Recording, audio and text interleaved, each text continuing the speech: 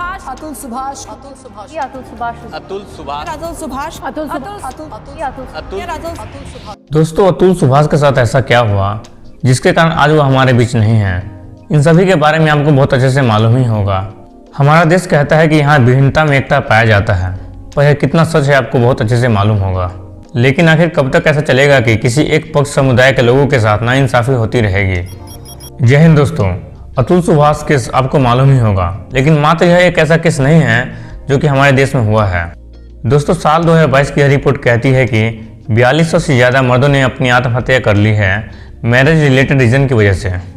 क्योंकि यहाँ लॉ ही कुछ इस प्रकार से काम करती है कि यहाँ सच जानने में किसी को कोई इंटरेस्ट नहीं है, और जिसमें सिर्फ मर्दों को ही निशाना बनाया जाता है, और इसमें सभी पैसे कमाते हैं वकील, पुलिस, जज, और सिर्फ मर्दों को ही निशाना बनाया जाता है, जो कि आज की रियलिटी है। आज हमारा सोसाइटी, लॉ, पुलिस हर कुछ ऐसा हो चुका है कि अगर आप किसी लड़की को छेड़ देते हैं तो पुलिस, लॉ, सोसाइटी सब आपके पीछे हाथ धोकर पड़ जाएगी। और ये बहुत अच्छी बात भी है और होना भी चाहिए। पर क्या यह नियम सिर्फ औरतों पर ही लागू होना चाहिए? ये तो गलत है। अगर आप एक मेल हैं और कोई लड़की आपको अभद्र बातें बोल देती है तो आपका कोई सुनने वाला नहीं है, ना ही पुलिस, ना ही सोसाइटी, ना ही कोर्ट।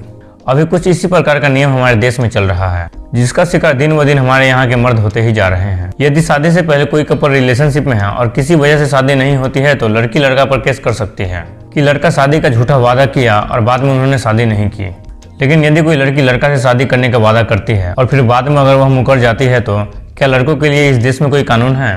इसका जवाब है नहीं। इसका मतलब ये हुआ कि गलती चाहे किसी की भी हो, सजा तो सिर्फ मर्दों को ही झेलना पड़ेगा।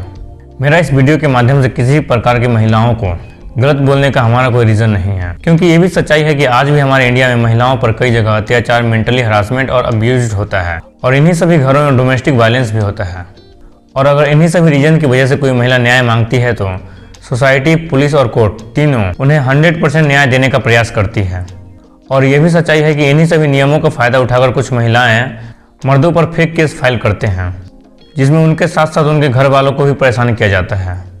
ये दोनों सच्चाई भारत में भी एक साथ एग्जिस्ट करते हैं, और इन्हीं का शिकार होते हैं अतुल सुभाष, जो कि बिहार के मूल निवासी थे और बेंगलोर में काम करते थे एज ए AI इंजीनियर के पद पर।